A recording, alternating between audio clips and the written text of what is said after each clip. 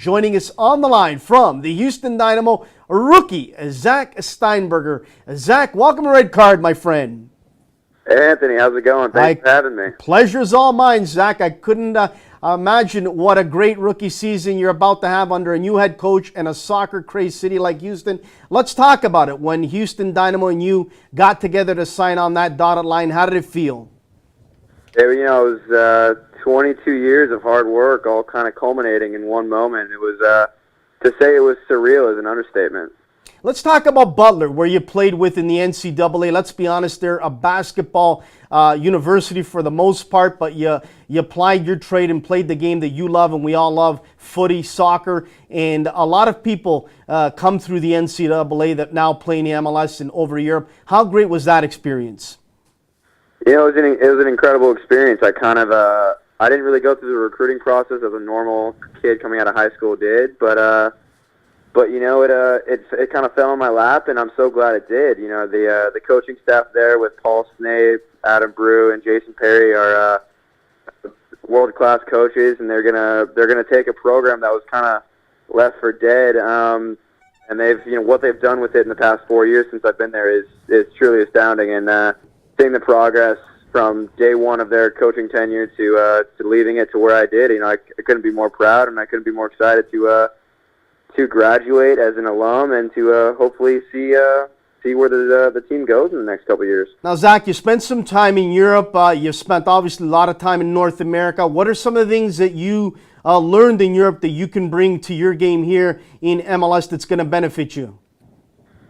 You know, there's one thing that I think could really help my experience here at the Houston Dynamo. It's definitely the experience I had in Europe. You know, because at such a young age, 16, 17 years old, I was completely immersed in a professional soccer atmosphere, and with that kind of experience under my belt, it's making the transition from college, which is, you know, can be a very semi-professional atmosphere, to the professional atmosphere of the Houston Dynamo. It's made the transition so much more smooth, and you know, with that kind of experience, it's truly something that I definitely don't regret. And you know what, Zack? I come from Italy, and there it's a life, the game that we love so much, 24/7. It's, as they say, a religion. Talk about, you know, the atmosphere leading up to games in certain cities in Europe. Talk about, you know, going out to the cafes and to the local grocery store where people notice you. They know who you're playing with, and they really feel it when there's a loss or a win with their club. Talk about that different mentality compared to here in North America. Yeah, well, I'd like to start off by saying, you know, I grew up with the MLS. You know, I had season tickets to the LA Galaxy, and to see where the league has come from then to now is amazing. I mean, the stadiums that the league has built, the amount of fan base that each team has is truly amazing. But obviously, you know, playing in Europe, you kind of see that, you know, there are teams that have been doing it for hundreds of years, and they've got it down to a science. And you know, playing it in places like Košice in Slovakia, Middlesbrough in England, and Karlsruhe in Germany, you know, you truly understand why they're ahead of the MLS and the U.S. in terms of, you know, just experience. Just because in cities that I've lived in where I played, you know, like you said, it's every city revolves around their team. So going out and getting a cup of coffee is you know, not an ordinary ordeal. You know, you get people noticing you. You know, get people excited just seeing them, asking you what's new with the team and how's training going. And you know, I don't think the MLS is far behind. I think, you know, it's growing at such a rapid rate that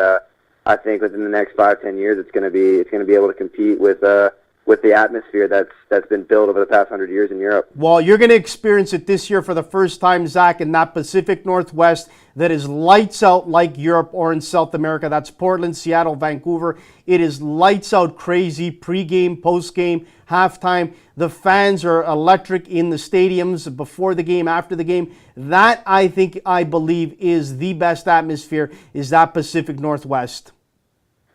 Yeah, no, you know, having watched the MLS the past couple of years, you know, obviously it hasn't gotten the airtime that I would have liked as a fan of the MLS, but every time it's on TV, you know, it's usually Portland or Seattle, Vancouver, LA, New York that are shown on TV, and I mean the fans and just the atmosphere that you see on TV when those games happen is just amazing. And to have the opportunity to play in stadiums like that and play in front of fans that are so dedicated to their teams, even if I'm not playing in Houston where the fans are supporting me, if I'm playing in Portland or Seattle where I got 40, 50,000 fans hoping that I do something wrong, that's the dream. And to have that opportunity to make that happen is really exciting. And I'm going to try and cherish every moment of it.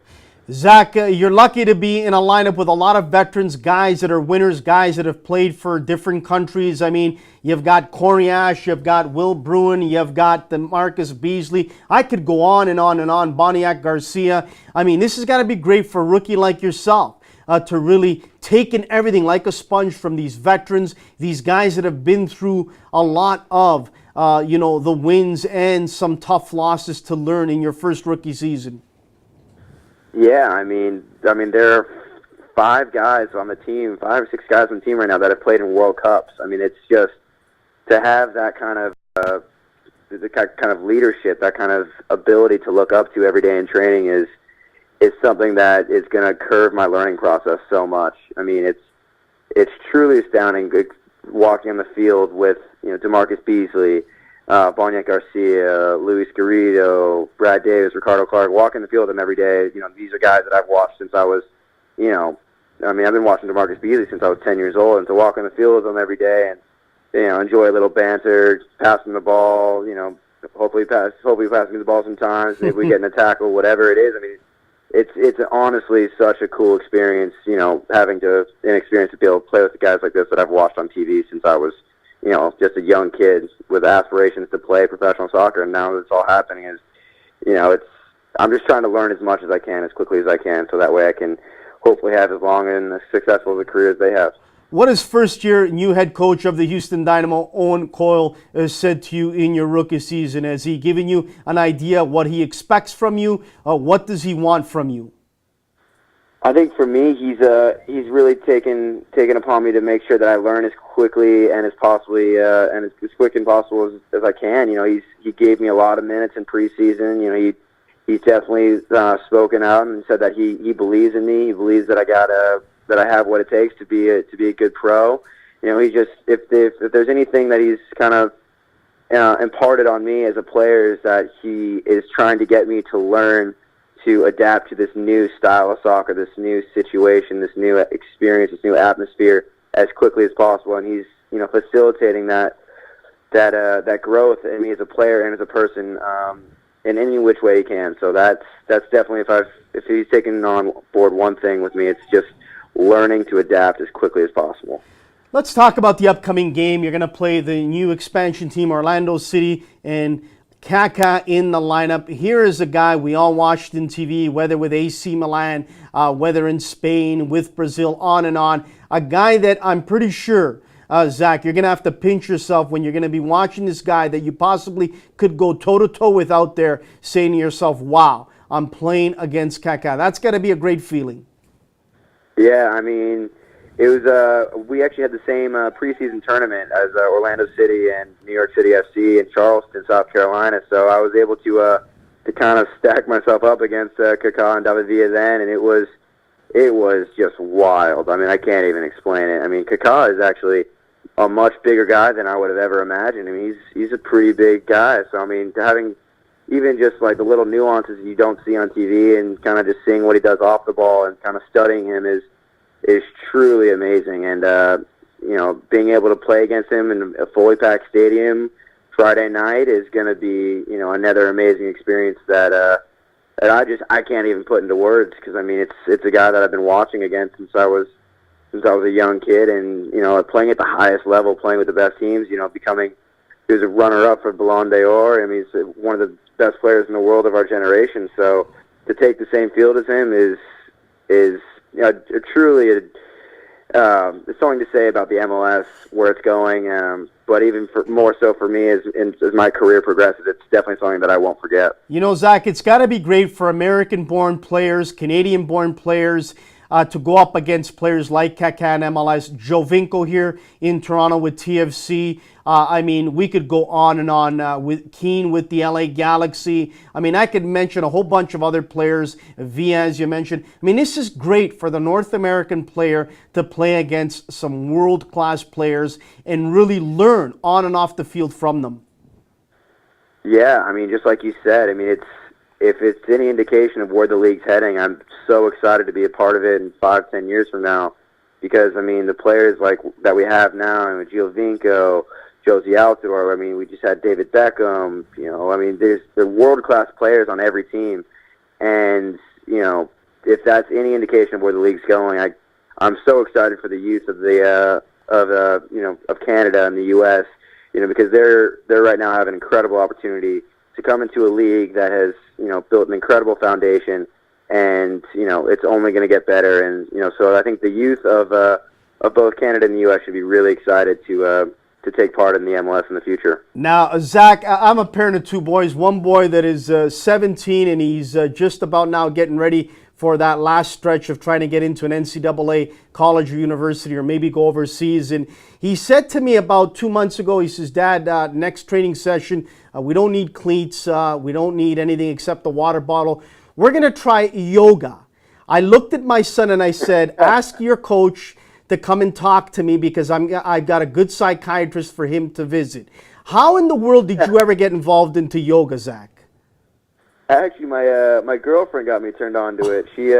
She took me a couple times, and you know, I loved it, and it actually helped. Once I started doing it, I started getting injured much less. I started feeling a lot better just throughout the day, and you know, then I started to transition into hot yoga, which was a much more different experience. But you know, I started doing that in preparation for the Houston summer, so I'm gonna have to pick that back up again. But honestly, I think for me, I think the most important asset I can have in a long career is yoga every day. I mean, it's something that prevents injury. It's something that, you know, keeps your chi in check, if you will.